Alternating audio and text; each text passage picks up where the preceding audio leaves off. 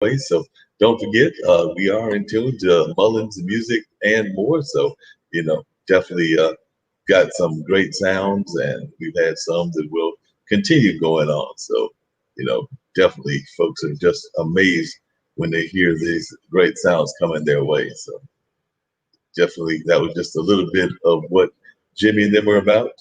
But definitely, Stevie Ray Vaughan, I meant to say, said Jimmy meant to think of his brother. But King and Stevie Ray Vaughan were rocking and giving us some great sounds. And I might bring up some more sounds for y'all to check out later on during the course of this particular episode of Music, Mullins, and Memories.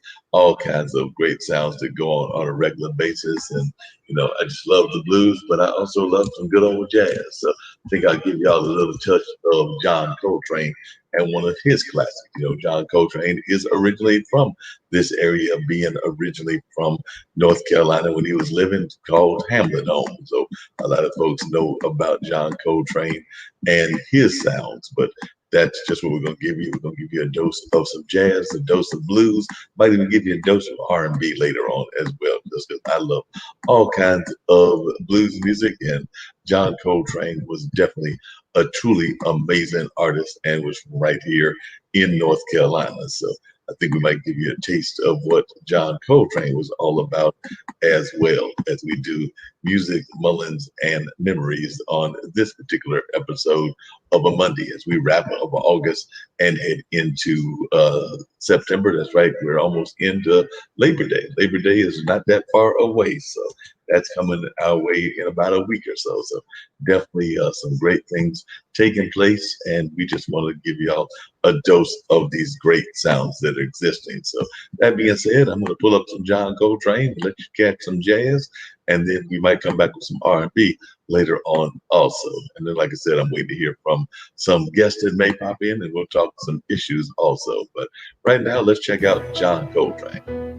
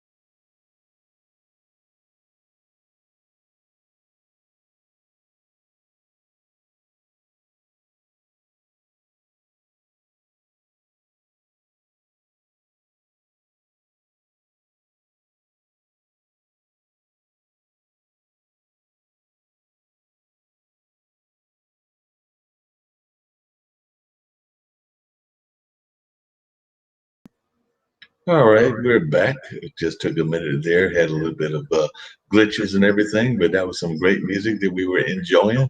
And I hope that everybody has been enjoying the sounds that were coming their way, whether it was jazz sounds or whether it was the sounds of other artists, like some blues artists that I played earlier. And we heard a little bit of John Coltrane, but we still got some more sounds that we want you to check out as well. And of course, you know, it is Mullins Memories and Music. So we might mull over some issues, talk about some things as well.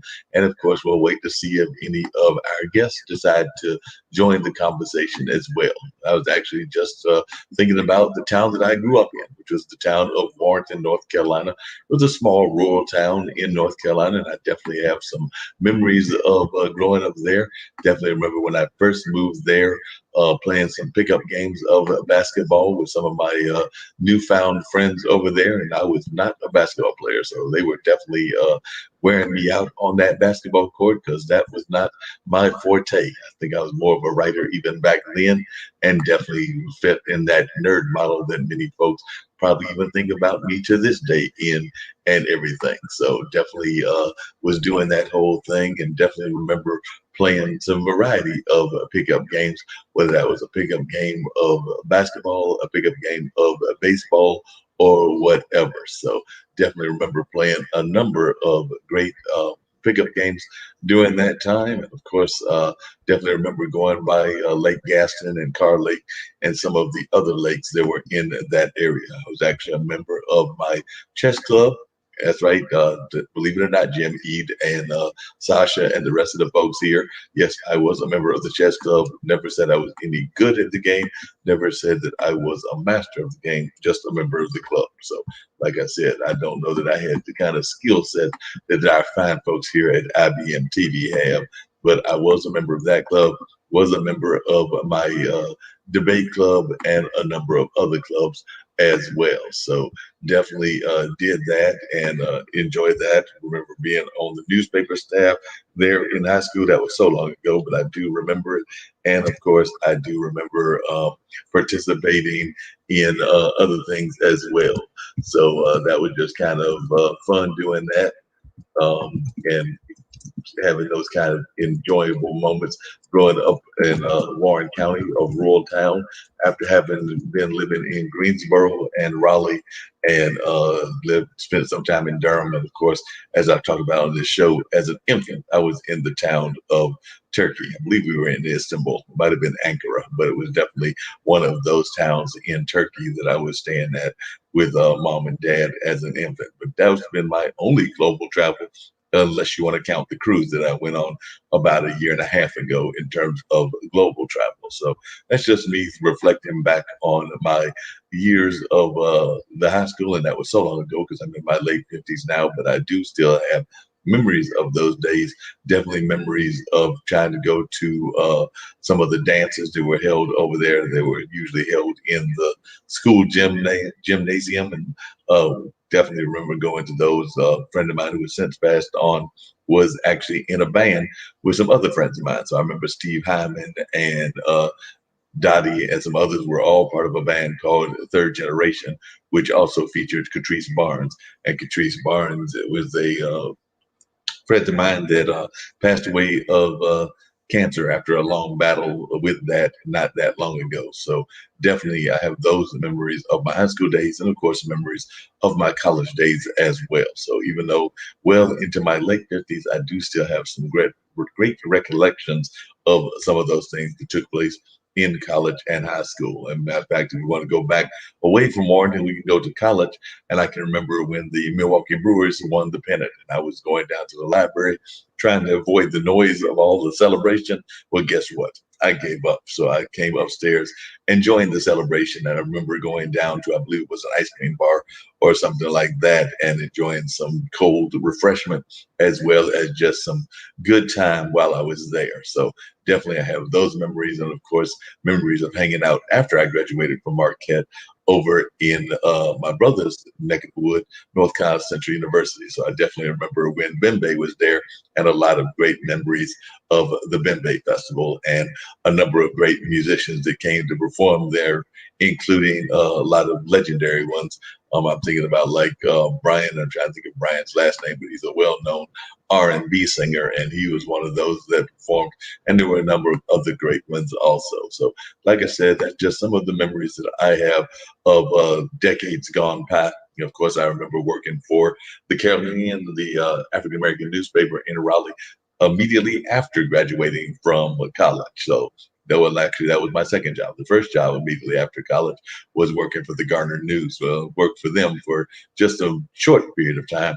And then I went to work for the Carolinian, where I worked for 2.5 years. And that was during the time that the Challenger exploded. So I remember that Challenger explosion and what was going on during that time. And that's pulling that copy off of the AP wire service. So definitely that was the old fashioned AP wire service. So definitely have those kind of memories, and would definitely love to talk to folks and have them share some of their memories of things that they may be recollecting or things that they might wanting to talk about as well. Because that's part of what we do on Mullins Memories and Music, is we sit here and we reflect and remember things along those different lines. So definitely going to pull up some more great sounds, some more great music, because we do want you to enjoy the music. And like I said, I will be back with some conversational pieces about things that folks may be interested in as well. So definitely we're going to do that also. We had not that long ago as a guest on this show,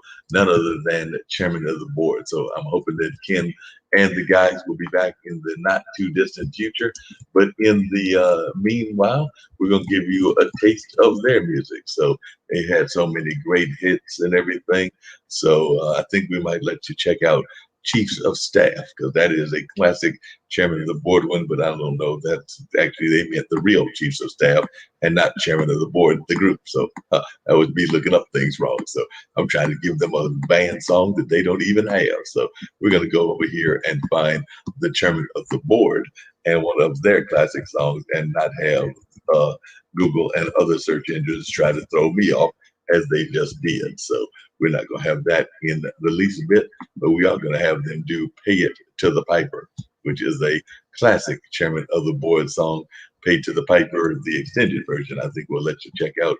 So we're going to do the extended version of Pay to the Piper, and then we'll be back hopefully with some more conversation and some more things along that line. So definitely, I hope everybody else out there having a relaxing time and a good time. And I hope that many of you are out there enjoying the decent weather. If you're in a decent weather zone, if you're in a part of the world where it's not having decent weather, I hope that you're at least coping with what you've got on your hands, because we do know that sometimes the weather does not want to cooperate at all. So that is just one of those truisms that exist, that sometimes the weather does not want to cooperate. So that being said, we're going to get to some chairman of the board.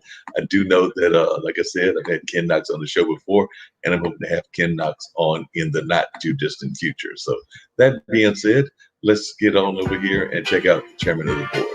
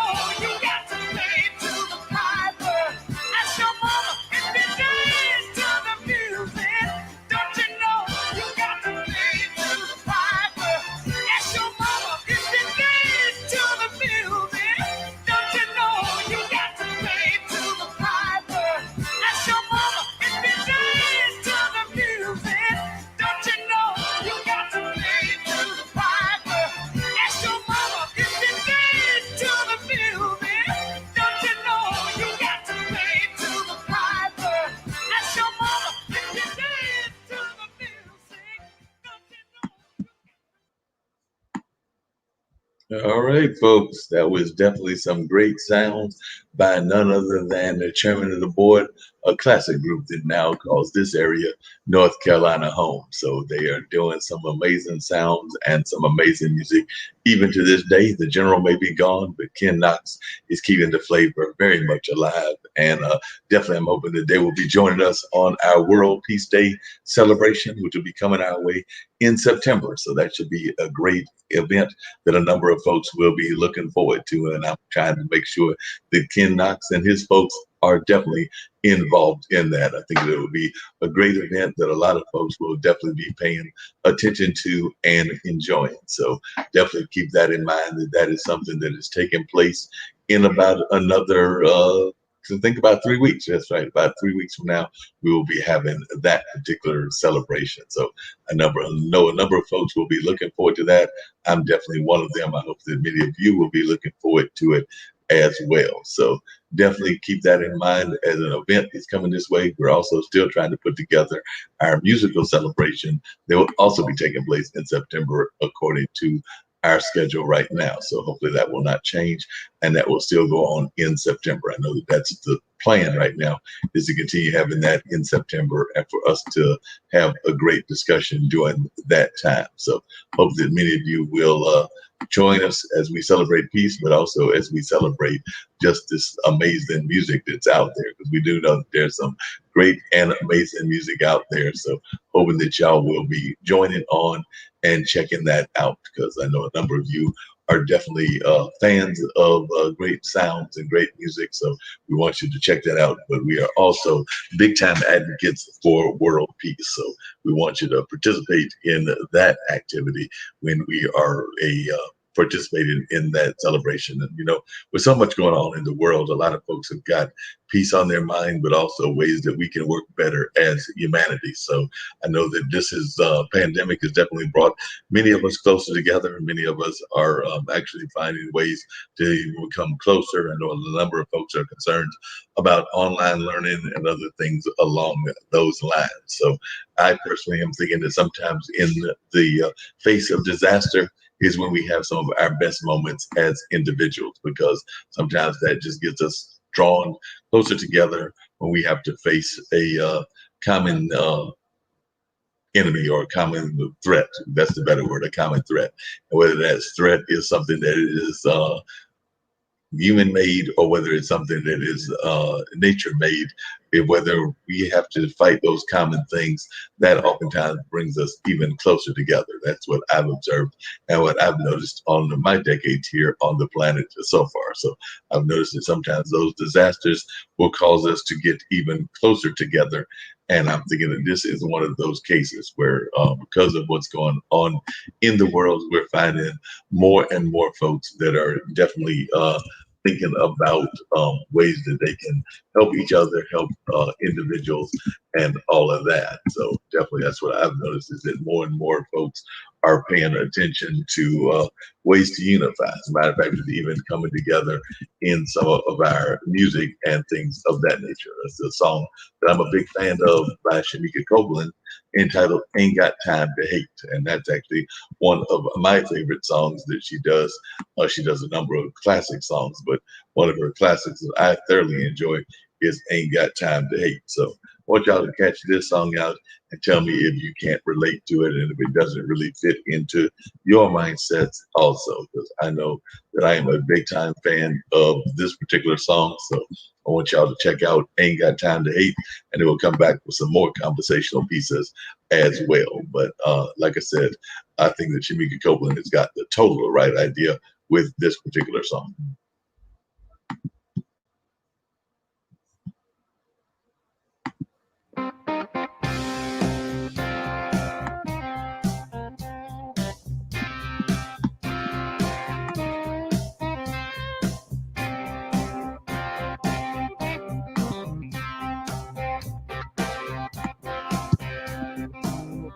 Where's your wings, little angel?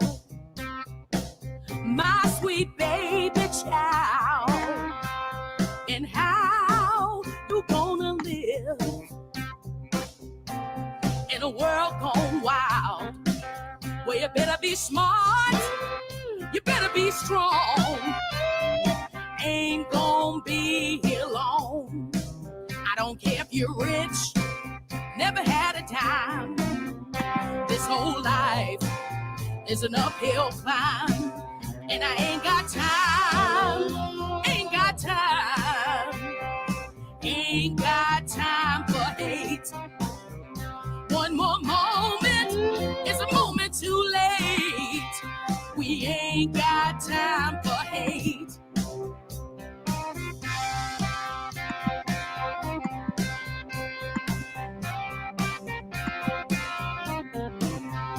People lost and lonely, looking for a home. Call us names that still hurt us a lot more than stones. It's the law of the jungle. It's the law of the land. We hold each other's hearts in the palm of our hands. And we ain't got time, we ain't got time, we ain't got time for hate. One more moment is a moment too late. We ain't got time for hate. Black and white, brown or tan, every woman, child and man, rich or poor, gay and straight, we ain't got time for hate.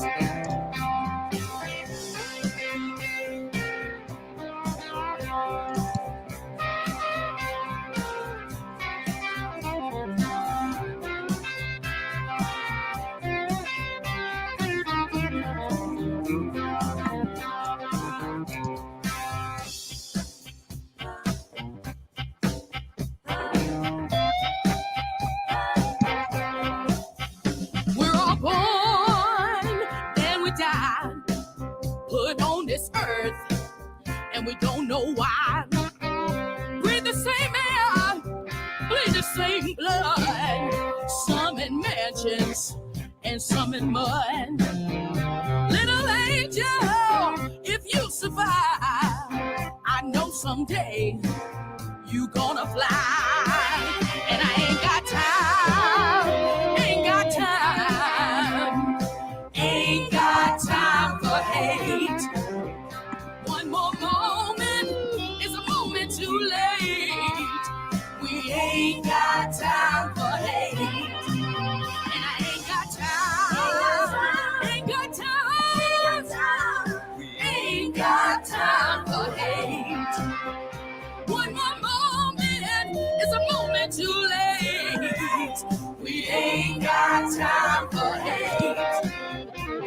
We ain't got time for hate. We ain't got time for hate.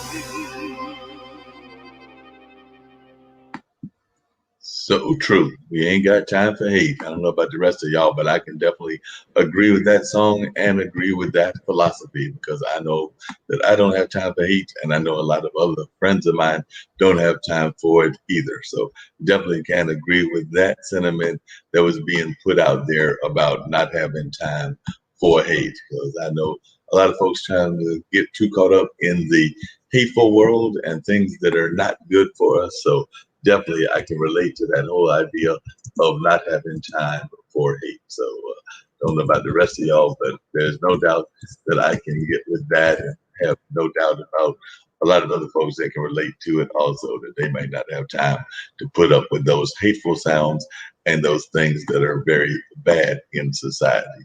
You know, another song that I can also relate to is a song about folks that might be using things in a wrong way. That's right. There are folks that might be in the church and things of that nature, but they've got, in my mind, it kind of in a backwards way, and they're not using it in the correct way. And that's those folks that might be considered mean church people. So that being said, I'm gonna let y'all check out a little bit of Mean Church People also, because this is another song that I think a lot of folks can relate to.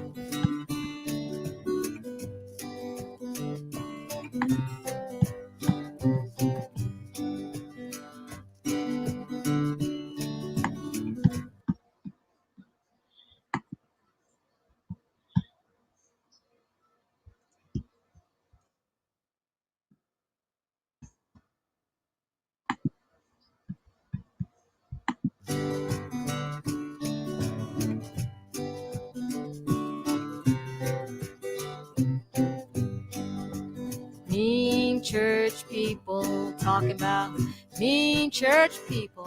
I met some mean church people in my time. Are you one of those? Mean church people. Do you know some mean church people? I met some mean church people in my time. Sister, you can't go inside. You got a tattoo on your thigh. I thought it was a birthmark. Your dress is too short and your lips are ruby red. Kool-Aid red. Brother, you ain't welcome here.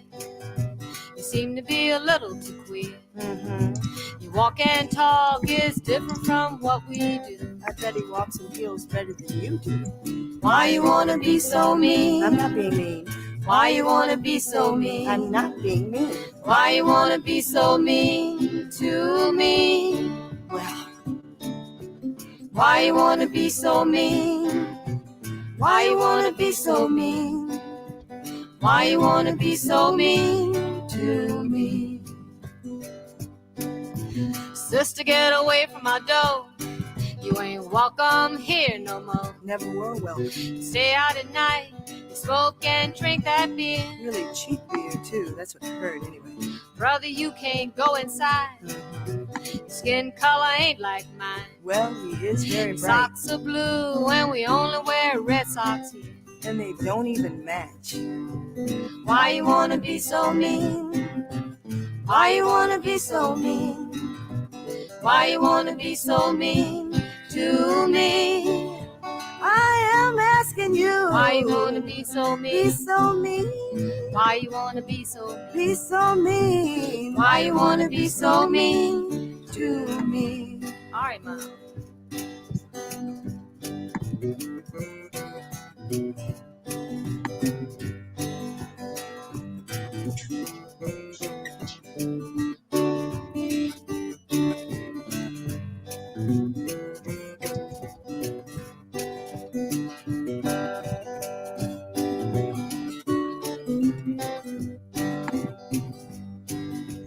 Why you wanna be so mean? Why you wanna be so mean? Why you wanna be so mean to me? I am asking you. Why you wanna be so Be mean? so mean.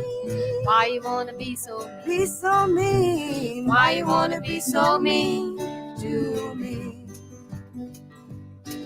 Brother Pat said you'll have a stroke and die. No, he didn't. 'Cause God ain't on your side. The songs you sing and your sermons are different from his. Way different. Preacher, he won't save your soul, 'cause his Bible told him Do so. we have the same And Bible? he was caught last night with Oh, Lord, have mercy. Uh-huh. You did not go there. Why you wanna be so mean? Why you wanna be so mean?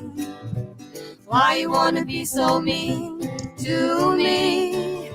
I am asking you. Why you wanna be so Be mean? so mean.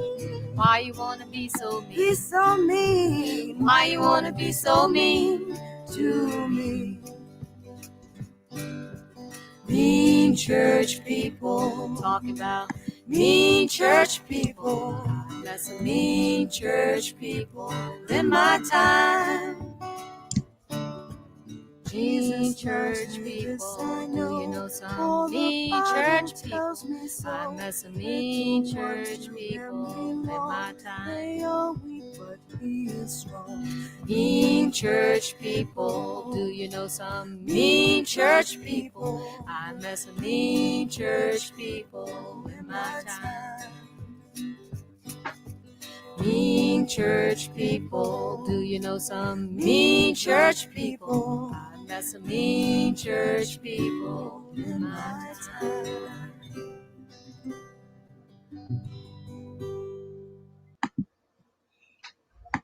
What do you think? Do y'all know some of those types? Some of those types that might fit in that realm or in that kind of description of folks? I'm sure that folks may be able to think of some people like that that they can relate to, or that might fit in that same concept with what they were singing about the MSG acoustic blues trio. So they definitely were letting folks know about those mean church people. And like I said, they've got some really good sounds and some really powerful messages that they put out there on a regular basis. So I'm sure that many of y'all out there can relate to those mean church people and relate to what they were talking about when they said that they have had those mean church people in their lives. Because I'm sure we've all had them at one time or another and have had to deal with them. So that's just what happens in society. Sometimes you run across those folks and you just have to kind of roll with the punches and go with it any way that it's going to go. So definitely, I'm sure there's some folks out there that can relate to that song and are probably like, yep, I know exactly what they're talking about.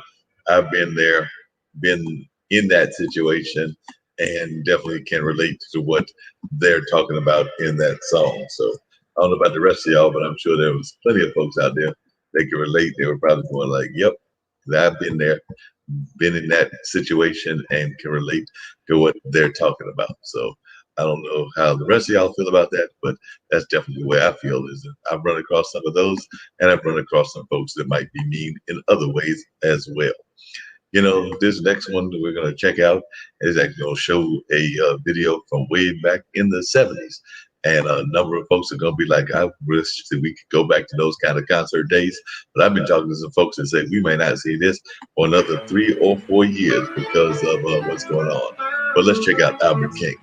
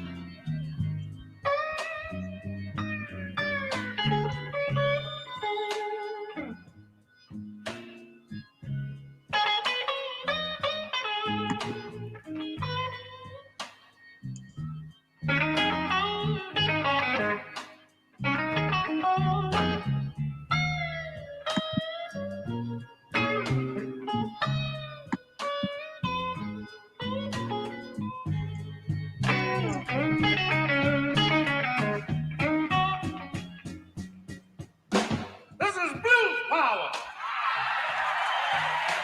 Are you listening? Everybody understand the blues. And from one day to another, everybody have the blues. Can you dig it?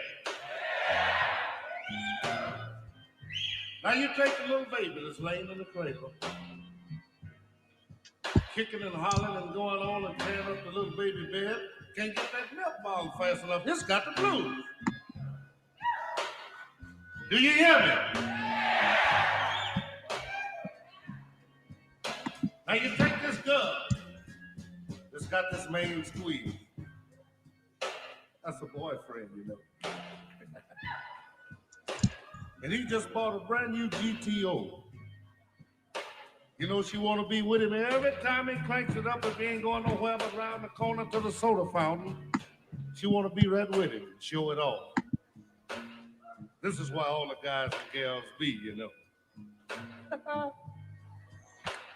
And this particular night, she get ready to go out, and the mother said, whoa, wait a minute. You can't make it tonight, daughter. You were just out last night. That's too many nights in a row. And she'll go in the room and fasten the door. And won't eat, won't talk to nobody. What's wrong with her? I can't hear you. What's wrong with her? She sure enough got the blues. Some people call them the reds, the pinks. But when you get through, it's the old-fashioned country blues. That's all it is. I ain't seen my main squeeze in 10 long weeks today. You know I got 'em.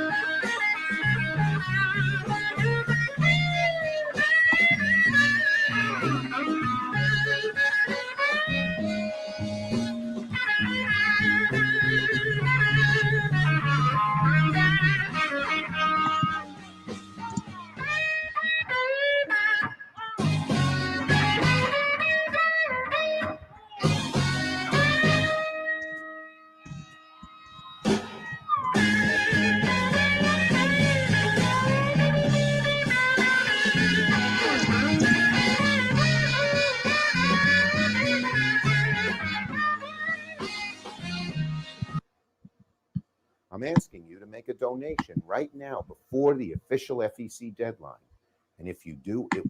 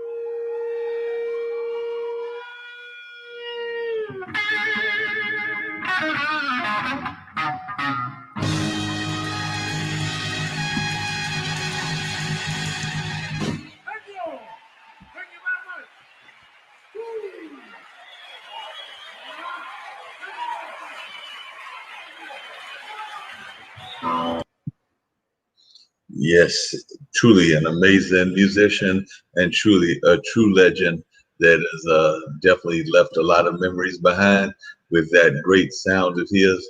There's no doubt that Albert King was a true legend of the blues. And speaking of true legends, we also lost a true legend in the world of sports, that being John Thompson. John Thompson was the coach of Georgetown, but he was much more than that as well. I know a lot of folks are definitely mourning that loss of the great John Thompson. He was the first black coach to win an NCAA championship, and he did that some time back. But he was a trailblazing Georgetown coach, and he became, like I said, he was the first black coach to win an NCAA championship, according to some of the news reports that have been going out about his true legacy and his true enormous impact on the world of sports. He was an enormous figure in sports and definitely went on to break barriers as a Hall of Fame basketball coach. He was a native of Washington, D.C., and he went to college at Providence and was part of the team that won the 1963 NIT championship. In 1964, he helped Providence reach the NCAA tournament for the first time and was also an All-American. So he graduated in 1964 and he played 2 seasons for the Boston Celtics, backing up the great Bill Russell, and winning 2 championships before retiring in 1966 and becoming the coach at St. Anthony High School in D.C. Then Georgetown came calling in 1972, and within 3 years, that 3-23 team, that's right, they were 3-23 when he came in, had made the NCAA tournament the first of 20 times that they'd participate over Thompson's 27-year as a coach. Georgetown made it to the Final Four in 1982, and in 1984, he became the first black coach to win the NCAA tournament. The following year, they were defeated in the national championship game by Villanova. So he definitely has left a very rich legacy. I also know that he has done a lot of work, and a lot of people also talk about that work that he did in the world of social justice. That's right. While he was at Georgetown, he amassed a 596 and 239 record. That's right, 596 and 239. And 97% of his athletes stayed in college for all 4 years to earn a college degree. But that doesn't mean that he didn't coach some amazing NBA players.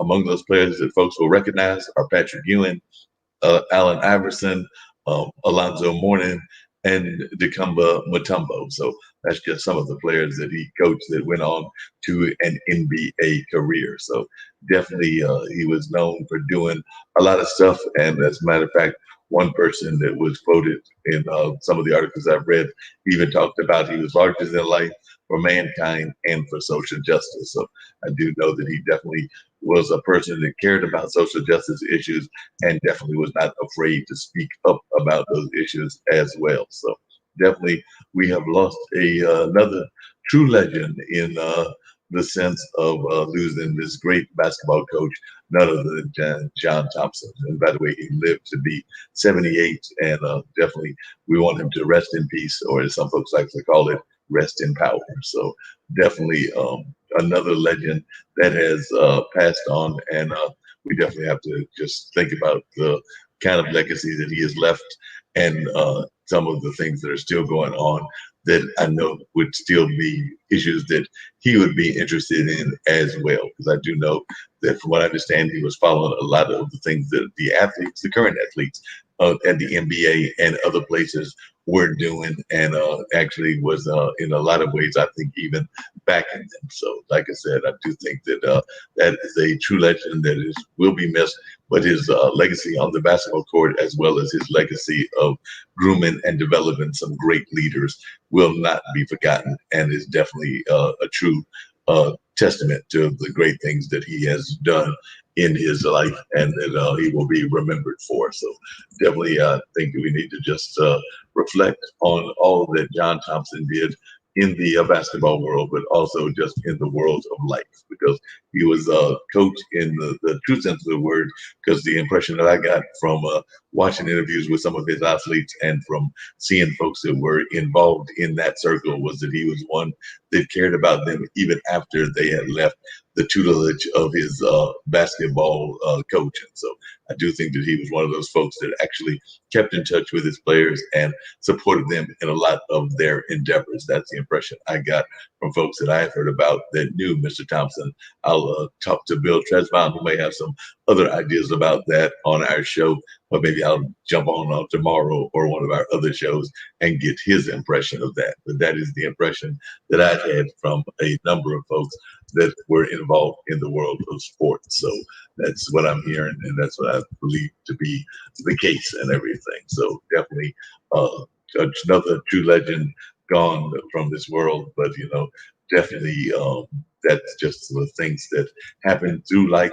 We go through this life journey. We never know when the life journey will end. But one of the things that they always say is that you want to be able to say that you left a lasting impression here on this earth. And that's definitely the impression I get from John Thompson, is that he left a lasting impression. So definitely that is something that is a good thing to hear, that many folks are reflecting on his life and reflecting it on a very positive way. So that's just some of the things that I am hearing about things along those lines.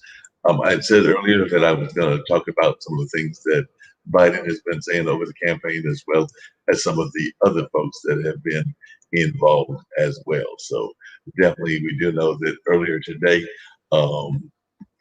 Biden went down to Pittsburgh, and we'll find out what Trump had to say when he was in Kenosha. But definitely, it looks like Biden was not pulling any punches on his thoughts as to how things are currently being governed. So definitely looks like he was not pulling any punches whatsoever in his attitude and in his thoughts on what's going on in the world. So definitely does not like Biden was hitting back on any level whatsoever. So definitely looks like a lot of folks will be hearing some very testy words from both candidates for a while. So Democratic presidential nominee Joe Biden attacked President Donald Trump's law and order message towards violent protests and asked voters whether they really felt safer with 180,000 deaths from COVID-19 and a rising homicide rate this year. He said, "Do I look like a radical socialist with a soft spot for rioters?" He asked in a 24-minute speech in Pittsburgh. He says he wants a safe America, safe from COVID, safe from crime and looting, and safe from racially motivated violence, and also safe from bad cops. So earlier last week, Trump and his supporters repeatedly urged protest and unrest would grow if Biden was to win the election. And they also claimed, which a lot of folks have now proven to be false, that Biden had not condemned violent demonstrators. So they were trying to say that he was not condemning it, and I think secretly even kind of like implying that he might have been condoned it. And even in his closing speech on Thursday, Trump had said that no one would be safe in a Biden America. Biden countered that violent crime fell 15% while he was vice president in the Obama administration, but that the homicide rate is up 26% this year under Trump. And he also pointed out that COVID-19 has killed 180,000 Americans, and the Social Security actuary projected that the program would be permanently depleted by 2023 if the country abandoned the payroll tax that funds it, as Trump has proposed. So he wants to know if you actually feel safer under this kind of government or not. So that's kind of along the lines of what Biden was saying.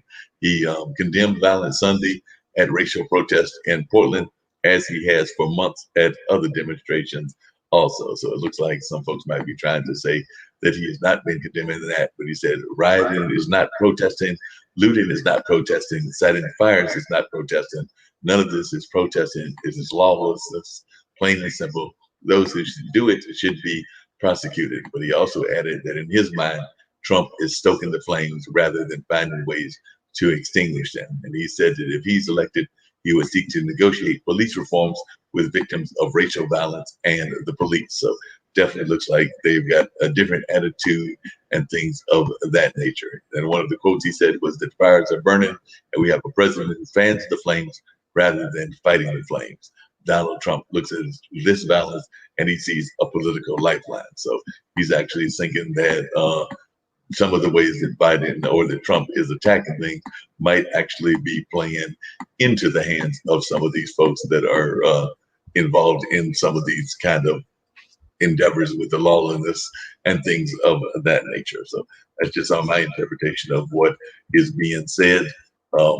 Trump tweeted that he watched Biden's speech and he said he claimed that Biden was blaming police more than the rioters, the anarchists, the agitators, and the looters.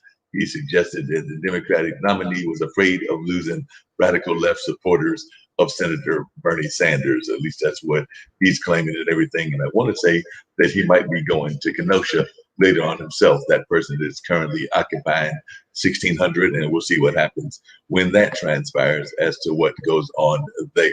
So definitely it looks like we're already seeing the campaign heat up. There is no doubt about that. Both sides are definitely staking their claims as to why they feel that they are the better person for the job. So we're going to find out how this all plays out and what folks actually say will happen. So that's what's on right there. I do believe in being fair to both sides. So I'm going to pull up and see what I can find up about what Trump might be saying about the campaign. I did kind of give y'all a little bit of it, but that was a little bit of what Biden was saying in his speech and all of that. But I'm going to give y'all a little bit more music as well. And of course, we might come back and talk about some more news items also before this show wraps up and winds down. That being said, we're getting ready to pull up some more great sounds for y'all, because I know that y'all love this music that I'm pulling up, and I'm trying to give y'all a variety of sounds. As you know, I love all kinds of music and all kinds of different styles of music. I am a big fan of what some people call Southern soul, and that can be some of those songs that have a little bit of mixed interpretations and things of that nature. But this one is actually very plain. So I think I'm going to give y'all a dose of Haters Gonna Be Hating. So that's just a classic song about how sometimes haters are going to be hating no matter what's going on in the world. So we're going to give y'all a dose of that as well. So if y'all will just hold on, we're going to get to Haters Can Be Hating, or Haters Gonna Be Hating. So you're ready to bring that up, let y'all check that out. I think that y'all will enjoy these sounds also. So we're going to check out Haters Gonna Be Hating. Make sure I got the audio connected as well. And then we're going to get to the application. Hold on. Yes, we want to give y'all the right sounds. You know, in this life, there are always going to be haters out there. I know there's somebody out there that's hating on you. There's somebody out there that's hating on me too.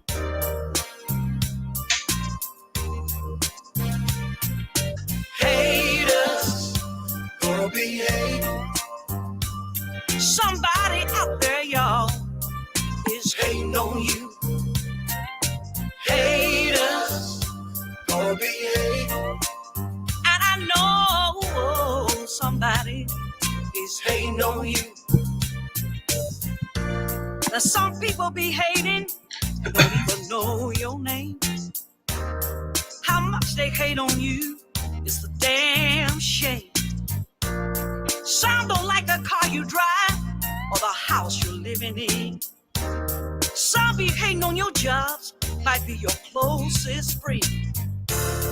In this world, there's one thing I know. You're gonna find true haters everywhere you go. Haters gonna be hating. Somebody out there is hating on you. Haters are gonna be hating. Oh, and I know somebody is hating on you. No matter who you are or what you do, I know there's some haters out there that's hating on you. Now you can live uptown or down in the hood. There's still gonna be some haters that don't mean you no good. Now it's so true. Listen to what I say. You can't dodge those haters no matter where you stay. I said the haters, they're gonna be hating you. Somebody out there is hating on you. I said haters are gonna be hating, yes they are. Somebody out there I know is hating on me too. Now all this hating, it ought to be a crime. It don't make no sense, but I see it all the time. It's been going on forever, and it always will be. They'll be hating on you, and they'll be hating on me. Now don't be surprised when a hater start hating on you, cause that's just what they are, and that's just what they do. I said a haters gonna be hating, are gonna be hating you. Somebody out there is hating on you. I said haters gonna be hating, they're gonna be hating, I know they are. Somebody out there is hating on me too. Haters gonna be hating, they'll always be out there, y'all. Ain't nothing you can do about it. Ain't no you, no matter how hard you try. You see, you'll be surprised. Find out just the reason why. Some haters out there are hating on you, hating on you. Might be in the White House, might be in your house, but the haters are gonna always be hating on you. They can be a woman, or it can be a man. It might even be your dog hating on you. Oh, haters gonna be hating, y'all. Somebody out there is hating on you, hating on you. Haters are gonna be hating. Listen to what I'm saying, y'all, cause they hating on me too. Oh, haters, they're gonna be hating, yeah, yeah. Somebody out there is hating on you. Oh, haters, they're gonna be hating. And you'll be surprised, yes you will, to find out who's hating on you. Oh, haters, they're gonna be hating. Somebody out there.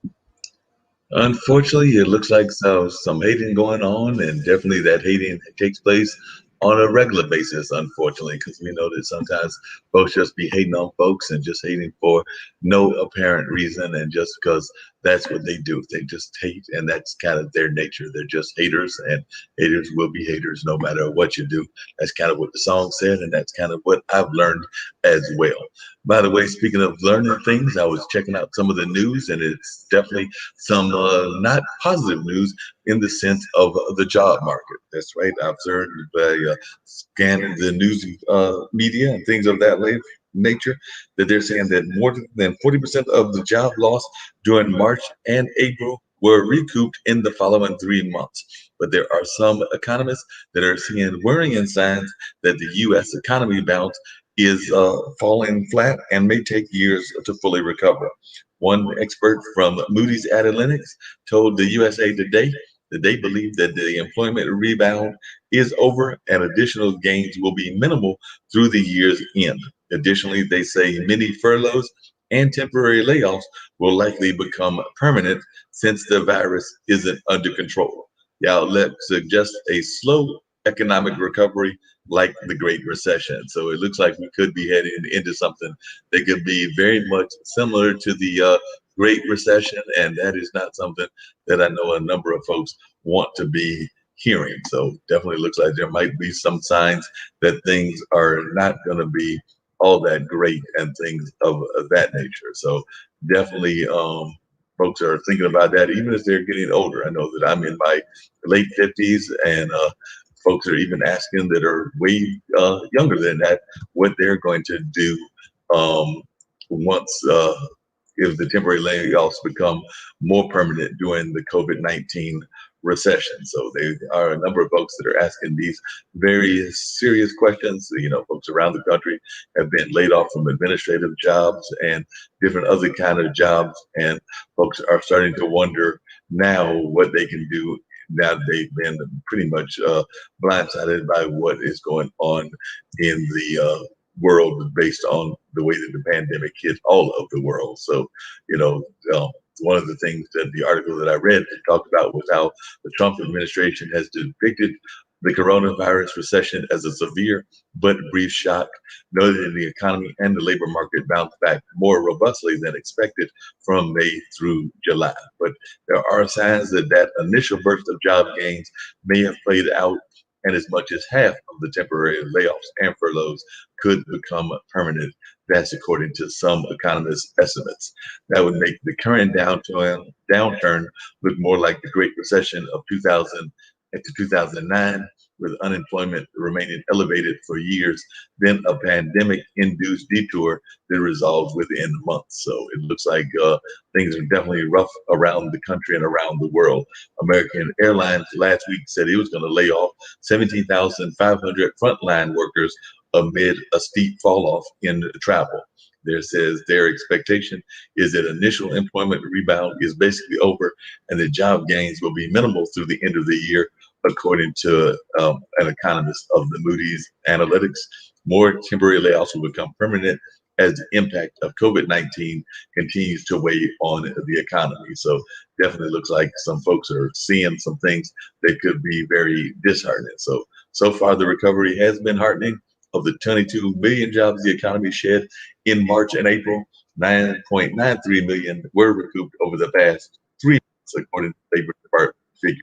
The vast majority of those payroll gains came from workers on temporary layoff or furlough who have been rehired as the state allows shuttered restaurants, shops, and other businesses to reopen in phases. As a matter of fact, in April, 18 million workers said they were on temporary layoff, which is a figure that tumbled to 9.2 million in July. So definitely we're seeing some folks that are doing things along that line. I know that companies that have been making the news lately because they are now a company that is part of the trade, as Nick Valveda has pointed out to us on other shows here. But Salesforce has notified employees of around 1,000 job cuts amid their stock surge. So even though they're having a stock surge, it looks like they're going to have some job cuts as well. So we're going to see how that's going to play out, those job cuts and everything along those lines. But getting away from that, just in terms of the larger picture, the number of workers who said they were permanently laid off jumped from 1.5 million in March to 2.8 million in June,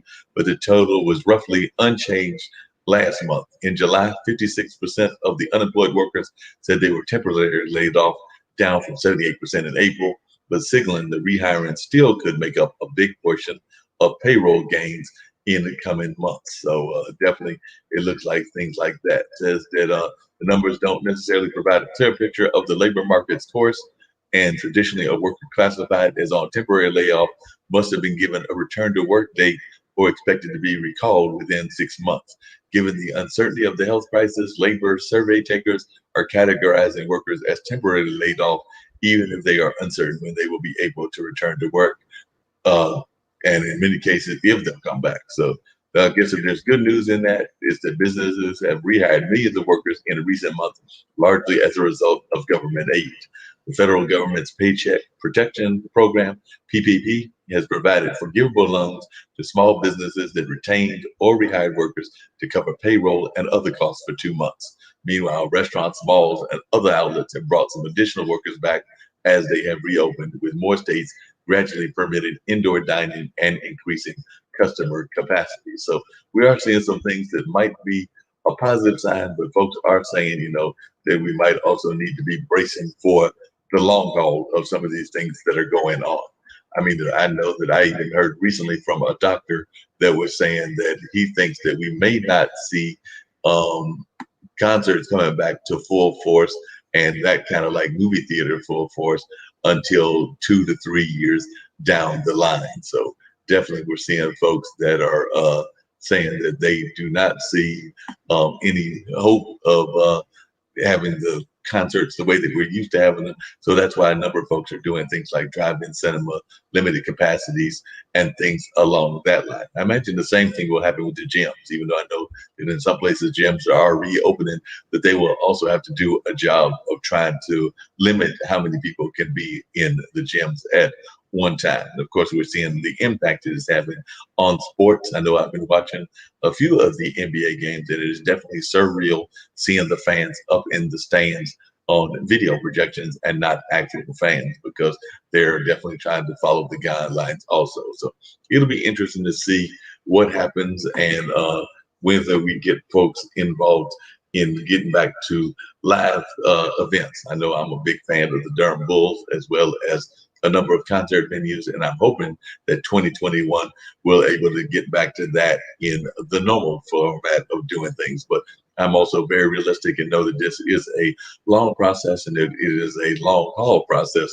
So we'll just have to find out what happens and how it plays out. But that is one of my concerns, is to making sure that it is done in the correct way, and that things are done so that we can actually get back to watching our CIAA games, our sports games, be that CIAA or MEAC or the ACC or the numerous other conferences that exist right here in the Carolinas or just around the country. So definitely, I know that even folks in other parts of the world would like to get back to their cricket matches and their soccer matches in the full force, and not in the kind of abbreviated ways that we're seeing it right now. So hopefully we'll see more and more folks getting involved and having more realistic kind of situations like that. So that is something that I know a number of folks are very much concerned about and are wondering about. So we're just going to see how it plays out and what folks have to say in regards to that. And I'll come back with some more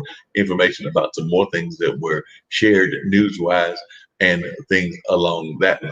But in the meantime, we're going to keep this music rolling also, because this is the Music, Mullings, and Memory Show. So I've shared a couple of memories, definitely had some music and some Mullings, some thoughts and things along that line. But we're definitely going to get back to some more music as well, because we got another 30 minutes to an hour to go.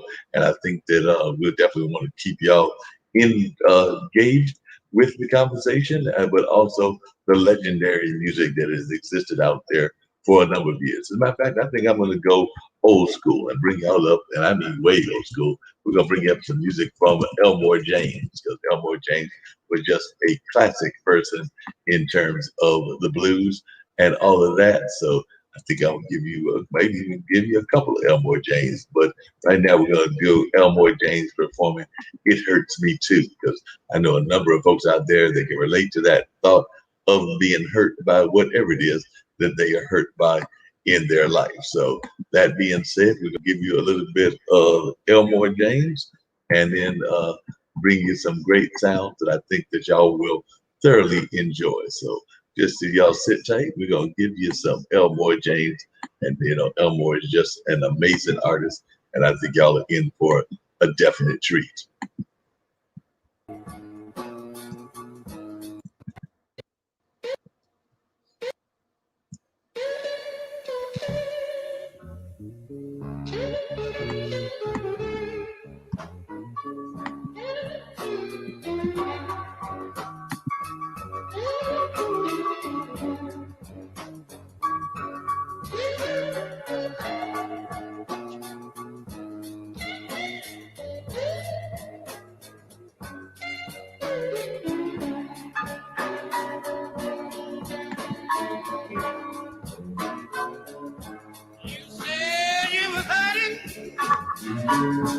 You almost lost your mind. Now the man you love, he had you all the time. But when things go wrong with you, it hurts me too.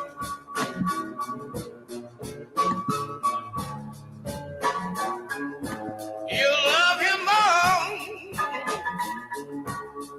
Don't you love him less? Why pick up behind him and take his mess? But when things go wrong with you, it hurt me too.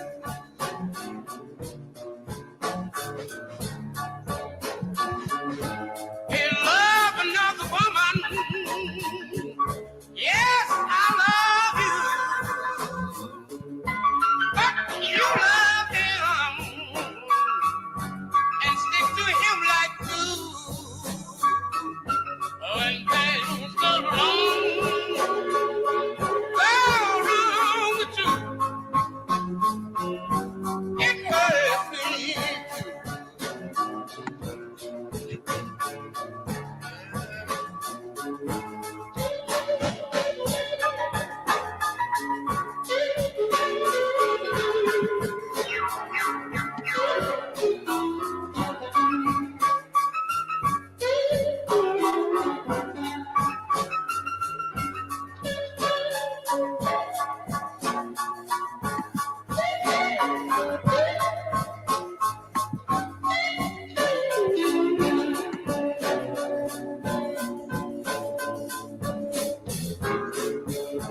Now he better leave you, or you better put him down. No, I won't stand to see you pushed around. But when things are wrong with you, it hurts me too.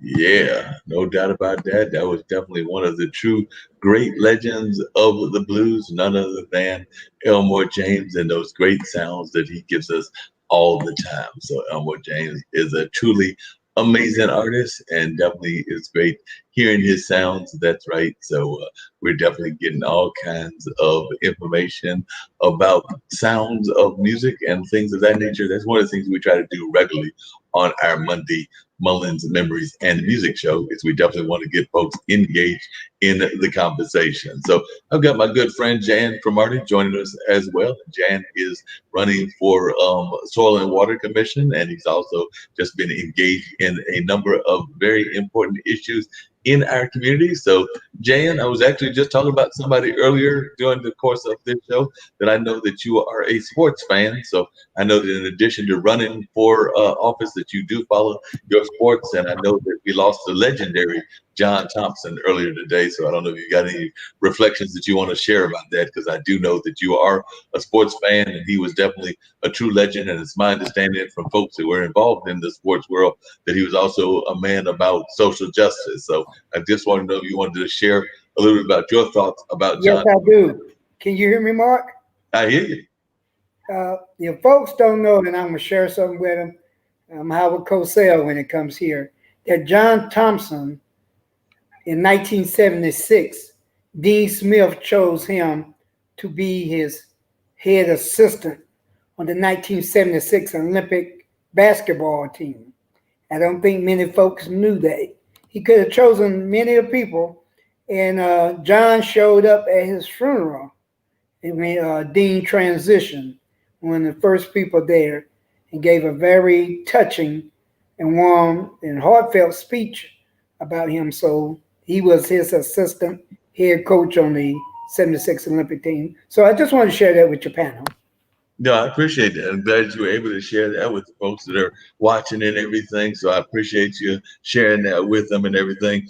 And like I said, I know that you're running, and a number of folks are definitely interested in learning more about the things that you're passionate about. So I'll give you an opportunity now to tell folks about your run and why you want to run for the office, and a little bit about what you're doing, because I know you're out there campaigning hard, because I know that you've been in front of some different committees, some of the PACs and things of that nature. But we know that you're out there campaigning hard against the other folks that are going for the office as well. But if you would just share with our listeners what the importance is of the Soil and Water Commission, because I'm one of those people that believes that a lot of times it's the small offices, the offices that are on the level of soil and water, or city council, or aldermen in certain cities, that are the ones that make the decisions that really do impact us on a day-to-day basis. Yes, we want to get the right president in office, and we want to get the right state people, but in terms of the day-to-day stuff, it's usually folks that are like in the offices that you're talking about running and being involved with. So just share with our listeners the reason that you're very much passionate about the soil and water job, and why you think that it's a job that is definitely should be getting that kind of representation. Okay, I want to initially start off. When I was younger, my family owned a farm in Robeson County off of 995. I didn't reside on the farm, but I worked tobacco, handed tobacco to my Aunt Caroline under a bond for 4 years. And my oldest brother and I attended Carolina. We got $20 for the whole summer, and my first cousins, their parents would make sure they got paid $60 a day. But my mother was the one that felt, oh, well, it's in the family, which we thought was crazy. And I saw the blood, sweat, tears, and hard work that they put in this farm.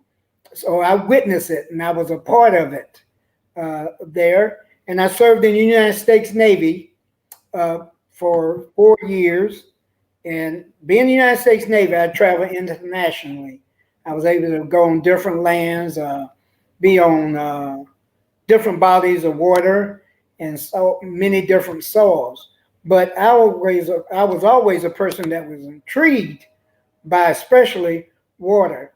And I think I bring a unique way if I am staffed there. First of all, I'm going to share what my vision is right now. I'm trying to implement a independent coalition task force to address issues now with the pandemic out for farmers with their soil and water, try to get them money on the state, federal, and local level for their crops and livestock, as well as help them purchase supplies and equipment here in Durham County.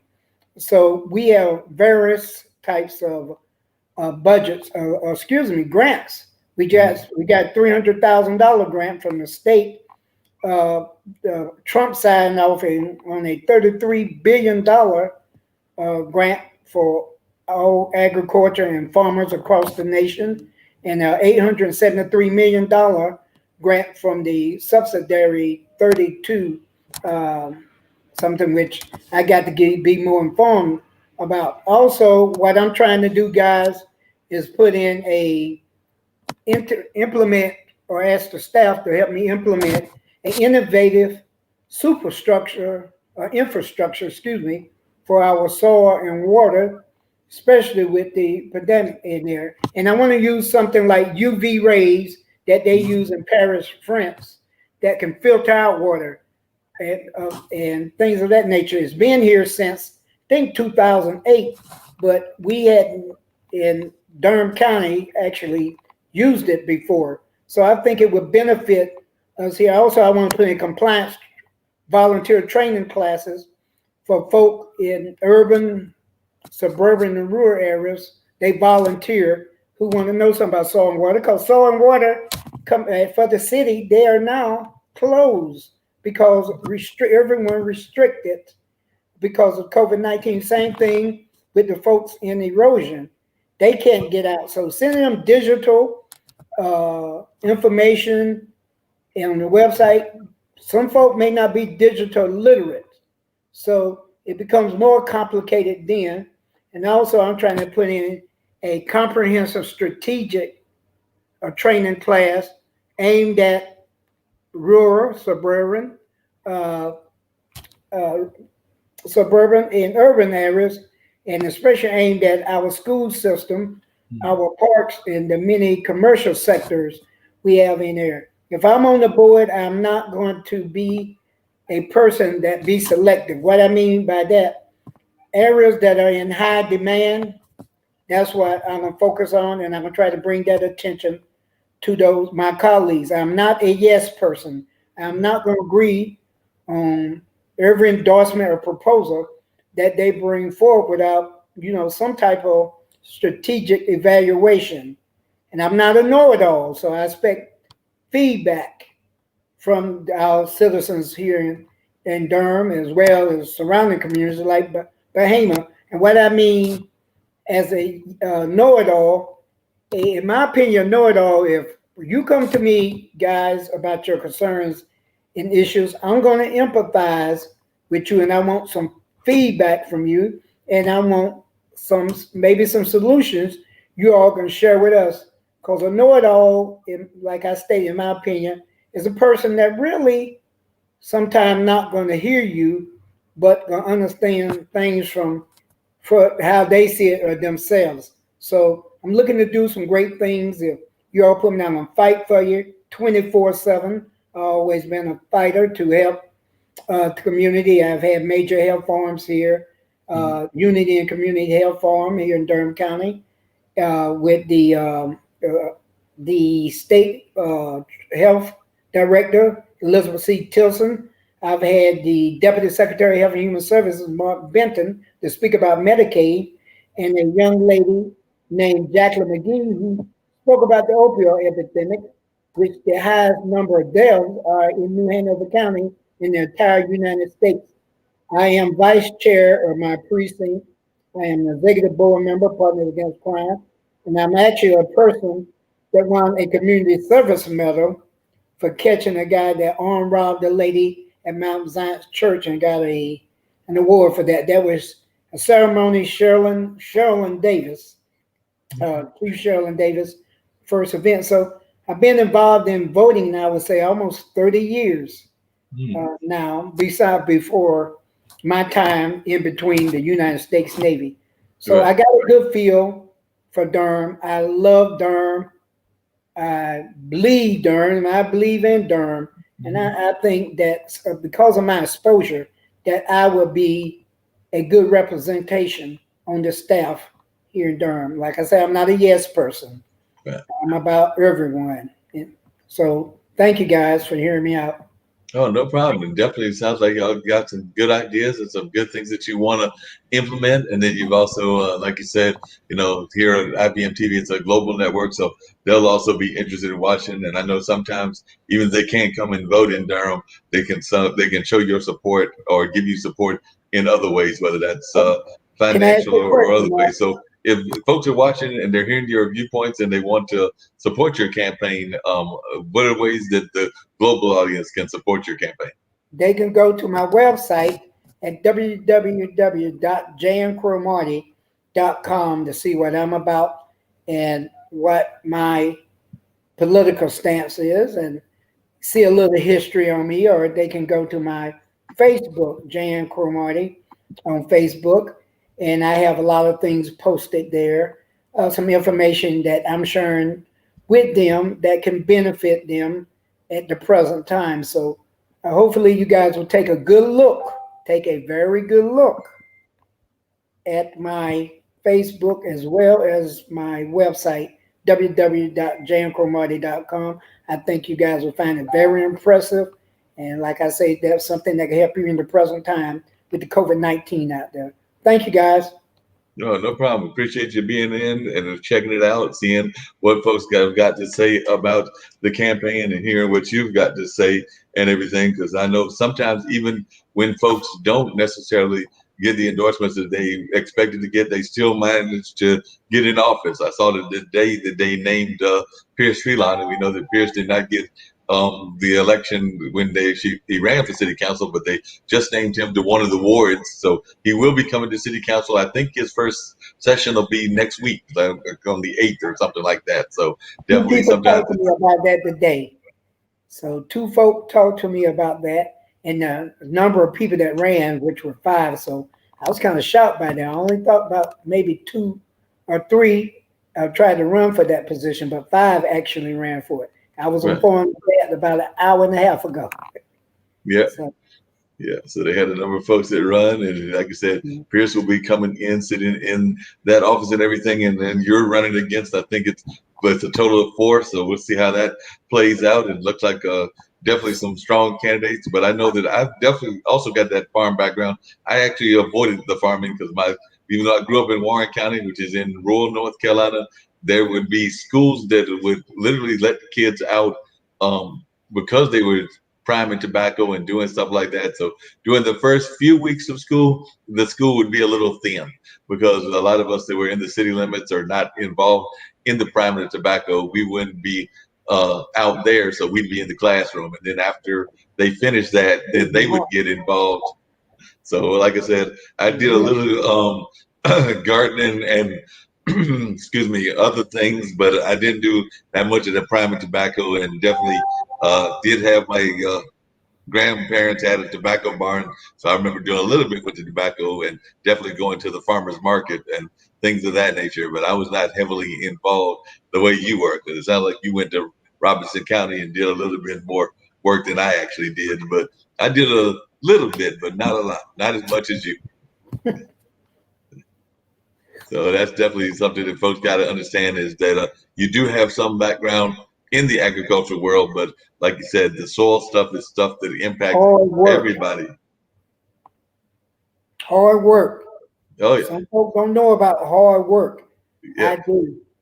So you know about that hard work, you know how to do it, you know how to be engaged in that hard work and all of that. So that's a good thing that folks will learn about you and they can see that you're very much engaged in that and everything. So And I as you said, listen to it. I listen to everyone real quick. I listen to everyone, even those that may not be so cool with me. I don't stay bitter. If they bring in something positive, I'm going to use it to benefit our citizens here at Durham County. So hopefully everyone heard. I'm yeah, sharing that with you. I use logic, and I know how to use logic. I know how to do all the tasks. Basically, if they render to me, or I learn how to do it quickly, and I think they will come out pleased with what I'm doing here on the soil and water. If I'm supported and elected and get your vote, I know I would do a tremendous job. So again, yeah. thank you guys. No problem. And would you tell folks about just getting out and voting in general? Because I know that that's something that you're very much concerned about. Of course, we've got mail-in votes and things of that nature. So if you would just tell folks your thoughts on getting out to vote, when the early voting is, if you know that, and just your thoughts around the importance of getting out to vote. Because it seems to me like from the national level to the local level, this is a very important election and one that we need to be sure to get everybody out to vote, every eligible citizen out to vote. So I just wondered if you could elaborate on that, how important this election is, and some of the ways that you would like to see people get out and get their vote to support you or any other candidate that they might be wanting to support. But just let folks know about the importance of voting. Well, it's imperative that this is one of the most historical. We always say that each 4 years when it comes to our presidents, but I don't know if it's going to get worse before it gets better. So my suggestion is to get out and vote. Tell your friends. I mean, tell those that may have felonious records that they can vote after they complete their community service work and pay their fines. They can vote, get off that today and bring paperwork tomorrow and be able to vote. Especially early voting starts October the 15th. And there, I think absentee ballots are on the 27th. They may be doing something now. So I need to get some up-to-date information from the Board of Elections. I thought they would have gotten in contact with me, but also I was supposed to take the initiative. Some people on the staff take the initiative to share those things with me. So I got a lot going. Zoom on with kids voting, the League of Women, political organizations. But like you shared earlier, I may not get endorsed by some of those, but it's not going to keep me from working. I'll be resilient, and I don't let folk know how I'm campaigning because those same folks may be supporting another candidate and say, "Oh, Jan been doing this, Jan been doing that." So I'm keeping them in the dark. I tell them anything to throw them off.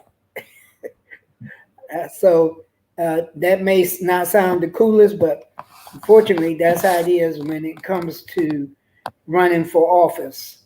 You got to be smart. You can't let people play that. I call mirror, smoke and mirror thing with you. Right. You can't allow that. So I keep quiet, and when someone asks me something, I I tell them anything to throw them off, especially about my what am I doing, how certain people, how am I running my candidacy, or where am I campaigning at. Um, some things I keep myself, and then nonpartisan. I'm running from a nonpartisan position, so I'm not about any particular party. I'm about all Durham County citizens. I'm all about those, like I stated earlier, in Bahama. So I want to do great things for everyone in Durham, and I know how I'm going to navigate that. I can relate to people real well, and I think if folk get to know me the way that I am, they will see that I can get the job done, and I would do it well. I would do it well. I think I can do it better than any candidate that's running for the same position I got. It's not about your studies or background. They only carry a little bit of weight, in my opinion. Uh, that's not always the best fit for a job. You got to have team concept. You got to know how to blend in, but also, like I stated earlier, you can't be a yes person because you want to have popularity among your coworkers. You got to see differences, and you have to understand what the people want. Because everyone on that board may not want what I feel is right for Durham County citizens. They may not really answer their concerns, issues, or circumstances without soil and water. Jan will. Okay. And I will try my darndest to make sure that I am heard. I will take what you all say to me to the board and say, this is how I feel. I will get input from you all. I said, well, this is what they stated. This is how they feel. This is their solution about something which I think is brilliant. So I think you all should consider what the citizens say because we are representative citizens. And if you all are people of integrity and being honest, you will listen to what they have to say and not just base things on what you feel they need. Yeah, that makes a lot of sense. And I know that the Soil and Water Commission is also definitely maintaining a good staff and all of that. So I know that you're a strong leader and things along those lines. So folks that are watching, they probably don't know about your leadership skills. So if you want to share with them a little bit about your leadership skills and some of the things that you've done in leadership, because I do know that it's a leadership job among other things. So I don't know if you want to share with them a little bit Okay, about your leadership style. I would love to do that. Okay, I stated earlier about my health farms. If folks don't realize, I organized and spearheaded those health farms. I went on Dix Hill campus, which I did not know that the Secretary of Health and Human Services had their office in that area. So I was kind of timid. I went to Raleigh about that, but I learned how to get along with the folk over there. They couldn't sell gifts, but I would bring them candy sometime. And I called the ladies over there because they had this southern accent. I call them my southern belles. And they became very fond of me. So they would call me, after the health farms and thank me. I built great rapport with them. And I know these people like I know other people across the state. I know people right there in the General Assembly, and I'm not going to drop any names, that have sent me information on House bills. So that's just showing you also is who you know. It's not always, the books, is who you know and that want to relate to you. If you related to them real well in the past, and I worked a number of people's campaigns, a lot of people are very fond of me. And I think that also gives me an advantage over those I'm running against. I know for a fact it does. And I've done great things for these people, and they are very appreciative of the work I did. Most of them are, let me put it that way. Yeah, that makes sense. A lot of folks are very much engaged with you in terms of the things that you've done around the community and things of that nature. So definitely, I know a lot of folks are paying attention to the campaign and watching how you're handling it. And I've definitely heard good reports back from folks that say that they think that you've got a definitely knowledge here in the community. So that's always a good thing, having that kind of backing of the community. So hopefully those folks that have backed you in the past will come and back you in this as well. So I'm sure It's that going to you've be got some a number of surprises. folks. It's going to be some surprises. And so it's going to be some surprises. I don't know where I will finish, but there are going to be some surprises. There are people that are supporting me that people may think are supporting others. They may even tell them that, but when they go behind that curtain, they're going to darken that oval for Jan Cromartie, and that's what tickles me. So I feel confident that I do pretty well, and if I don't get the victory that I'm looking for, amount of victory, I'm going to be proud of the person that You'll be proud of the campaign and winner. things of that nature. And I know that you're also I'll be keeping proud busy, of not just with the that. I'm be campaign. I said, I know you're keeping I'll busy, be not just with the campaign, but with your other things as well, because you're also doing some schooling and you're doing some other things. So you're definitely still staying engaged in the community. So, like I said, the campaign is just part of what you're involved here in Durham. But I do know that you're also involved with your schoolwork and a number of other things. So I don't know if you want to share with the audience a little bit about what you're yeah. doing in that regards. Well, I'm working on. I am a professional student. People will call. Well, they can call all they want to, as long as I get my degree. I don't care if I'm 400 years old, and I think I'm going to live to be 402. So, so uh, I have 12 hours before I get my bachelor of science degree in social work, bachelor of social science. Actually, I just got off a Zoom class with senior seminar with my wonderful teacher, Miss Green, and got to complete a portfolio. But I saw you invite me, so I said, well, let me get up and get into the Zoom meeting because I want all the exposure that I can get. I've been to protests, handing out literature. Actually, I stayed downtown and there was a protest last night, so I was laying here, threw on some pants, and ran way over there at the old police department and started handing out my literature. And people, I don't know why people are shocked. They say, "Oh, soil and water." They don't relate.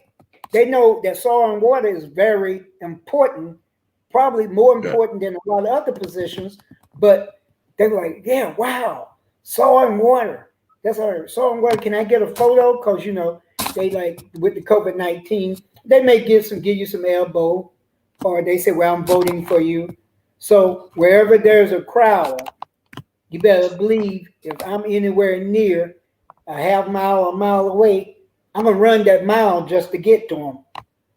Cause I wiped off my face and I jetted, cause I stay on the third floor of a building. I jetted down, and like I said, I dashed out there with my mask on, studying handing out literature. So I'm a fighter, and I'm gonna fight to the end. And these candidates better come with the belt buckles tightened. Sounds like y'all are going to be in for a definite fight with Jan Cromartie running for office and everything. So definitely sounds like it's going to be a strong race, and definitely folks can see that we had the banner running at the bottom, jancromartie.com, so they can go and check out his campaign and see what that's all about. So they can definitely watch more and more of what he's doing. So definitely, if you go to the website, jancromartie.com, you will learn more about the campaign and what he's doing, and maybe even some of the places that he's appearing at. So, like I said, we're going to wind down the show very shortly, but I'm glad that you were able to join us. If there's any final things that you want to share with the audience, just to give them some thoughts or any positive messages that you want to share, and then, like I said, I'll probably have you pop in on some upcoming editions as well. But definitely, if you got any final or thoughts that you want to share, we'd love to hear from them. My political slogan is, guys, real problems plus reliability yields real solutions. I am the solutions. I am the solution to your real problems when it comes to soil and water. And if I have to go, I know I got a listing of other district supervisors in Bertie County, Allegheny County, several counties. So I will get in touch with these people if they have similar demographics like our Durham County. So I want what's the very best for you all. And people are, when you reach out to people, they are very appreciative. And when you build great rapport, it would be better for Durham County that they share with me. And all that information, I'm bringing back to Durham County. And if it's good information for our staff, they can use it to benefit us. So that's how I am. Those folks that work with me, that I know with the staff now are super great. They're great people doing some great things, doing spot checking. They're doing some great, bringing me on. You're going to take them to another level. And I mean That's, that in a positive sense. yeah, sounds amazing, and I know folks will definitely be looking forward to hearing more about the campaign and following the campaign. And definitely, we've only got, I think it's less than 10 weeks to the election. 65 Because days. how many days is it? I think 65 or 66 days before the general election. Okay. So whether, like I said, whether it's this office or whether it's the office of the presidency, we've got just a little bit of time to mobilize our forces and get them out there for the vote. So definitely need to get out there and get the vote going, because we know that, just like Jan said, is a very important election, both from the local level as well as from the national level. So definitely, I know a number of folks will be following the election. We'll even have folks around the world follow the election to see what happens on our national scene. And I think they might even be following some of our local and state politics as well. So because of the importance of the United States, we'll see a number of folks engage in the conversation. So definitely, Jan, thanks for joining me here. And like I said, I'm here to wrap everything up, and then Thank you, Mark, for having me here. no problem. So Gary, to wrap everything up very shortly, maybe make a couple of other announcements and play one or two other musical notes. But I do hope to have you back later on. And of course, we'll continue following the campaign and seeing how things go. Thank you so very much. I appreciate your panel. And hopefully you all will vote Jan Cromartie for Durham County Soil and Water Conservation District Supervisors. You all have a good evening, guys. All right. Appreciate you. And that was Jan Cromartie. He was definitely giving us his views on things that were going on in his campaign and things that he was concerned about as part of that campaign. By the way, tomorrow, I was saying it was there earlier today, but it's actually tomorrow, President Trump is supposed to travel to Kenosha, Wisconsin. We know that that's an area that has definitely been at the height of a lot of things going on, particularly after that incident that happened about a week and a half ago. And he's supposed to go there on Tuesday as he seeks to elevate the issue of social unrest and at times violent demonstrations in American cities on the campaign trail amid broader protests against racial injustice. As a matter of fact, I understand that the leadership of Kenosha is telling him that they would prefer him not to do that. So the president's visit comes in the wake of the August 23rd shooting of Jacob Blake. Though his focus in recent days has been squarely on the resultant turmoil that has included deadly shootings in Kenosha and Portland, Oregon. Trump has blamed local Democratic leaders for failing to crack down, even as those same politicians point the finger at the president for sowing division and beg him not to visit their city. So definitely looks like folks are definitely telling him that they would prefer him not to show up and to not fan those fires. But apparently he's of the opinion that he should still go there and still make those pitches and everything. And, Wisconsin is a very interesting area. It definitely has its own group of folks that can be very much reactionary, for lack of a better term, because just like there is some reactionary groups here in the South, there are some reactionary groups there in the Wisconsin area as well. I remember when I went to school in Milwaukee at Marquette, learning about some of those groups and some of their very vitriol kind of conversation. So definitely, I do know that those kind of folks don't just exist in the South, but unfortunately they are throughout the country. And of course, we need to find ways to not let them have too much of a say with spreading that kind of hateful speech that some of these types of organizations are known to spread. Because there are some very much known groups in the Midwest that will spew that kind of very vitriol and hateful kind of speech. It's not just the one that is known here in the South, but there are a couple of groups that are even up in the Northeast and the Midwest that are very similar in their mindset. So definitely it's interesting hearing what folks are saying about even how the unrest in these places could even help the political campaign. Because I mean, there's even been speculation in the media that the unrest could reshape the presidential race and even hurt the Democratic nominee. The 538 Politics podcast crew has even had discussions around that on some of the things that they put out there in their marketing and in things that they've talked about. So I do know that there's some folks that are wondering how this will play out and whether it could even be a negative impact on the politics of the world and things along that line. So a number of folks have put in their views and their thoughts about how they feel about these very important issues. So definitely, we're coming up on Wednesday. We're going to have another exciting show. I think I'm going to have Reverend Carl Kinney joining me on that day, and I'm reaching out to some others also. So hopefully we'll have an engaging conversation with a number of folks that will join us on the online dinner party. And that's right, you'll have that mystery game going on again. So I will have some international, at least one international mystery guest. I'll see if they want to, if I can find one that's a live one. If not, it might just be the image or picture of a historical figure or somebody that has passed on. So I've got an international one and I've got a national one. I think that this time around, just to give you a clue, the national one might come out of the world of sports. I'm not going to say that's 100% the case, but I mean, deciding the national one will either be out of the world of sports or the world of crime. So one of those two will be my national one. And I'm still trying to think of to who my international one will be. I might even dig somebody out from Angut's country of India, but it won't be Mahatma Gandhi. It'll be somebody lesser known. So I might run around there and see what kind of folks I want to grab from some of the other countries and find somebody of interest that folks may know about or be interested in knowing about. So we'll have an international mystery guest as well as a national mystery guest on the online dinner party. And I've already got some ideas in mind for the national one.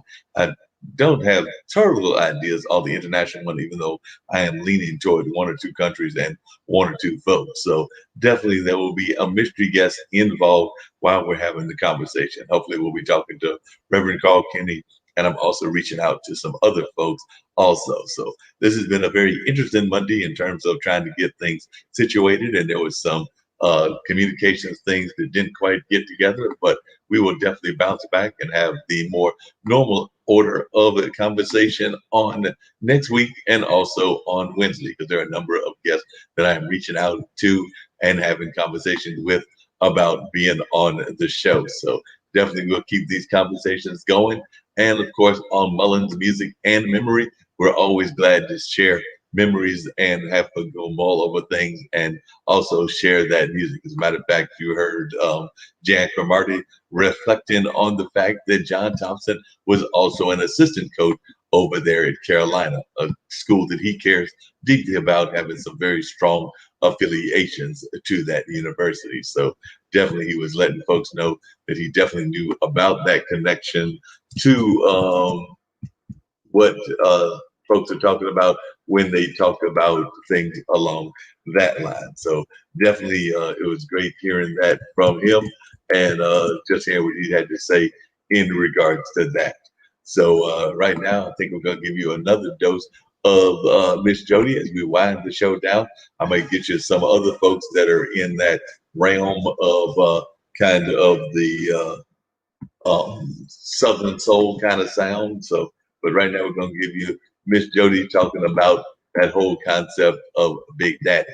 So Big Daddy will be the one that we'll put on right now, and then we're going to wind everything down and wrap things up. But we did have a chance to have a conversation with Jan Cromartie, of course, on Wednesday.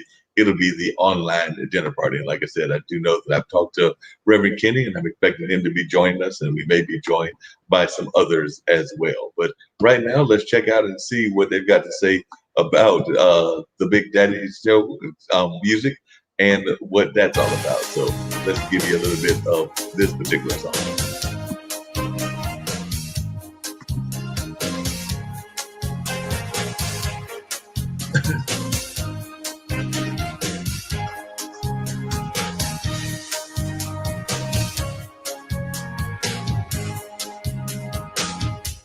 Big Daddy, don't you come?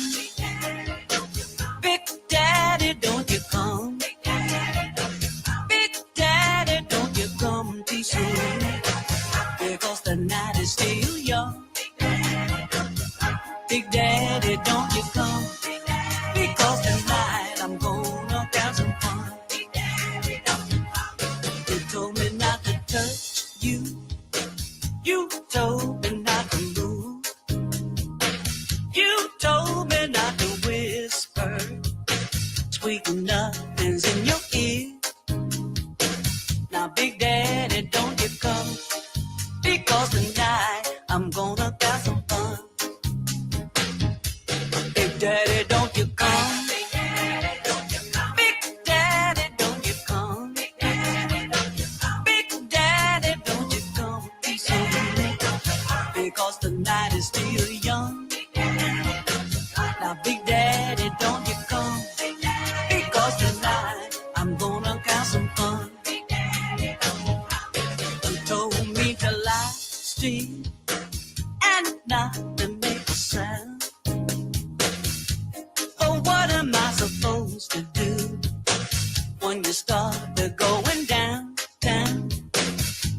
Big Daddy, don't you come?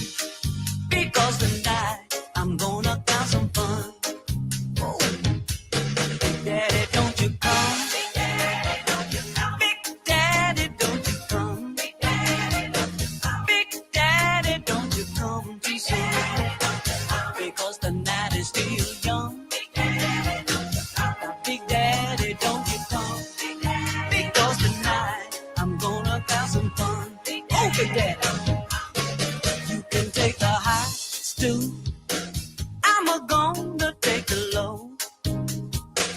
While I'm working on a head of things, don't you even move a toe. Now, Big Daddy, don't you come? Because tonight I'm gonna have some fun. Oh, Big Daddy, don't you come? Big Daddy, don't you come? Big Daddy, don't you come? Big Daddy, don't you come too soon? Because the night is still young.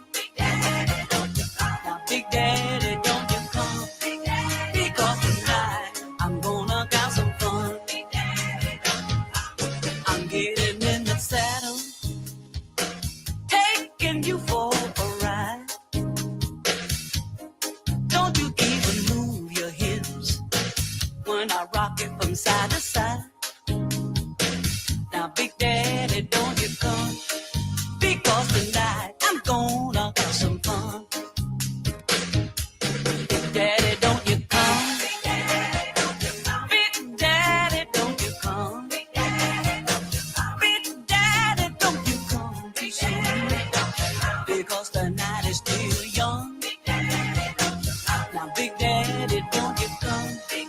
Because tonight I'm gonna have some fun. All right, Big Daddy. Ooh, Big Daddy. I like it right there, baby. I like the way you work it there. Oh, shit. Won't you hold on just a little while longer now, Big Daddy? The ride will be over in a few minutes, baby. Oh, go ahead now, Big Daddy.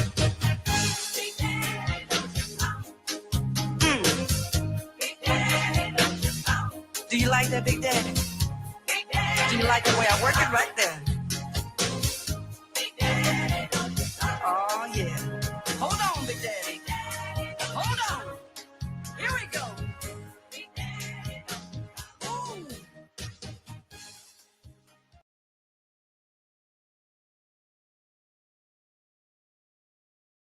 Said, I don't know about the rest of y'all, but I think I'm hearing some rain in the background. So I don't know what it's doing in your part of the world, but it's definitely got a little bit of the rain sounds that I'm hearing in my backyard or in my place over here, because I'm definitely hearing some raindrops falling. I don't think that's a figment of my imagination. I believe that that is some actual sound of some actual rain. So definitely that North Carolina is we're getting a little bit of the rain sound. So rain is a wonderful thing to happen sometimes. Sometimes you just need a little bit of that rain. I actually sometimes enjoy the rain. It can be just something that's very refreshing and can be just something that you can enjoy. So definitely I'm hearing that playing in the background with what I've got going on over here. So I don't know how y'all are doing, but it's definitely some rain happening in this neck of the woods, and so folks over there listening to the rain. So at least that's what I'm doing, listening to the rain and just kind of enjoying those rain sounds, because sometimes that's just what you need in the course of your day. You just need some little bit of raindrops to calm things down. So I was hearing that rain and was enjoying that sound of that rain. So, it's not quite this. It was this earlier this weekend, but sometimes you just have to reflect on the weekend and whether it was a good weekend or not. But hopefully this weekend will be an even better one. So let's give y'all a little dose of It's Friday as well, because Friday's not that far away. So we're just going to imagine it's happening right now.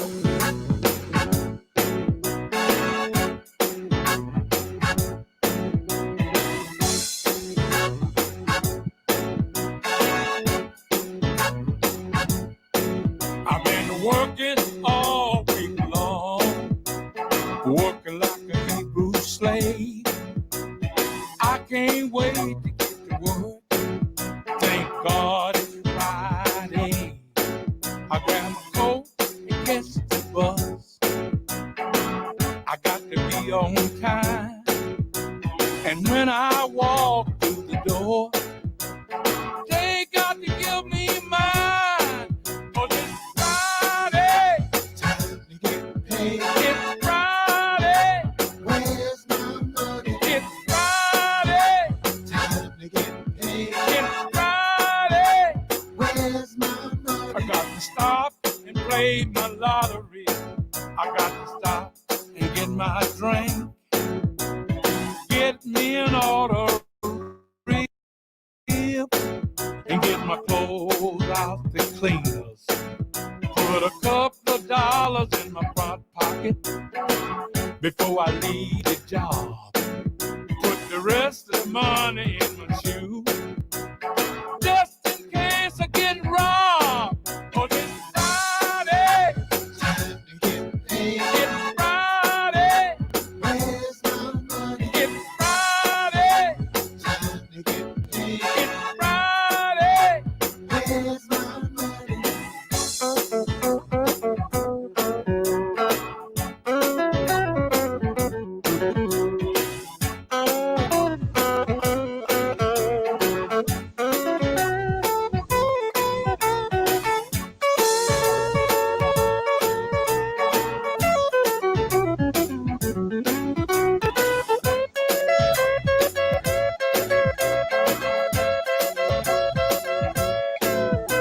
Now I don't make much money, but these bills got to be paid.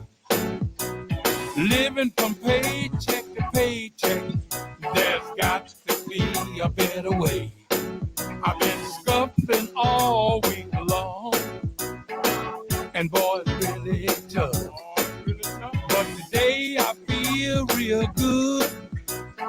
I ain't got that much, but it's Friday, time to get paid. It's Friday, where's my money? It's Friday, time to get paid. It's Friday, where's my money? It's Friday, time to get paid. It's Friday, where's my money? It's Friday, time to get paid. It's Friday, well, you know it's Friday. I don't know. One of these bills gotta wait. So Cause I gotta take my woman out tonight. We're going to the Dewdrop Beach.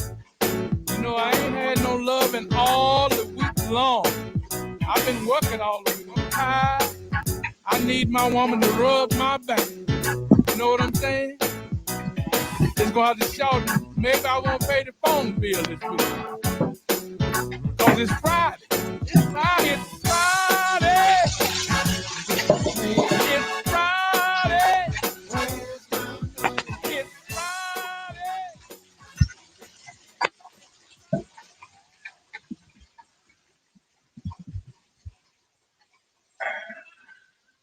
There is a huge fundraising deadline coming up. All right, folks. I told y'all that I was going to tell y'all whether it was raining or not and whether I was imagining things. And it looks like I was not imagining things. It is definitely raining here in North Carolina. So, as you can tell, you can see that we've got some rain going on. I'm actually coming at you from outside of the apartment. As you can see, there is definitely some rain going on out there. So, definitely it is raining here in the area. And I'm just stepping outside my apartment to let y'all know that I was not hearing things.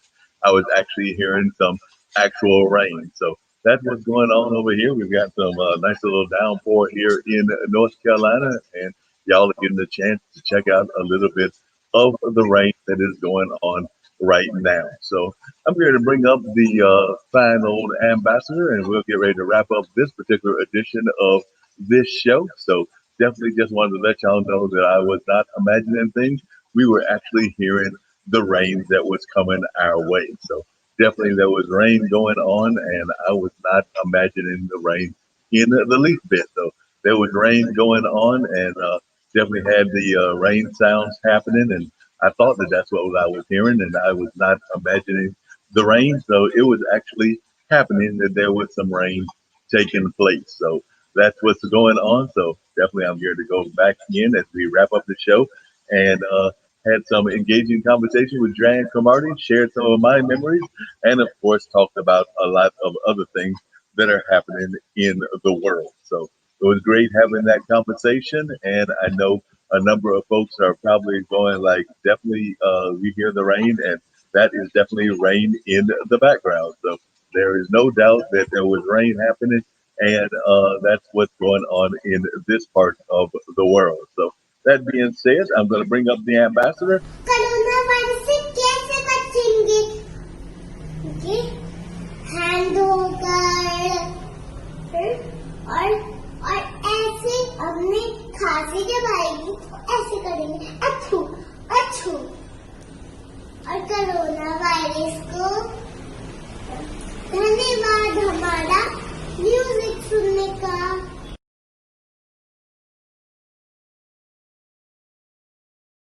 Screen.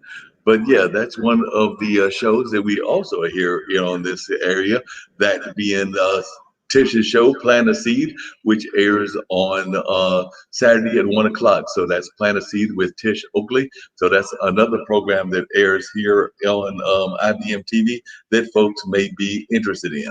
But right now, we're going to share some information about IBM TV, and then this will wrap up this edition of Mullings Memories and Music. Mullings Memories and Music. But right now we're going to put on a little bit of this so that y'all can learn a little bit more about IBM TV.